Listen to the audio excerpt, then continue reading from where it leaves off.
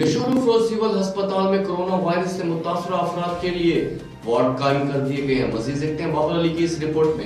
Deputy commissioner Naushahro افراد captain retire بلال شاہد راؤ نے آج پریس کلب نوشہرو افراد میں پریس کانفرنس کرتے ہوئے بتایا کہ نوشہرو افراد ضلع میں اس وقت کوئی بھی کرونا وائرس سے متاثرہ مریض موجود نہیں ہیں، مگر ملکی صورتحال کے پیش نظر پیشگوئی حفاظتی اقدامات کیے جا رہے ہیں، جس میں سول اسپتال میں آئسولیشن وارڈ قائم کرنا شامل ہے۔ حکومت سندھ کی جانب سے ایران سے سفر کر کے آنے والے شہریوں کی فہرستیں فراہم کی گئی ہیں، مگر ان کے علاوہ دیگر ذرائع سے بیرونی ملک سے سفر کر کے آنے والے مسافروں کی اطلاعات ڈپٹی کمشنر اور ڈسٹرکٹ ہیلتھ آفس میں قائم کنٹرول روم پر دی جائے۔ انہوں نے صحافیوں سے اپیل کی کہ وہ شہریوں کو وائرس سے بچنے اور آگاہی فراہم کرنے میں اپنا کردار ادا کریں۔ انہوں نے بتایا کہ اس وائرس کا علاج اب تک دریافت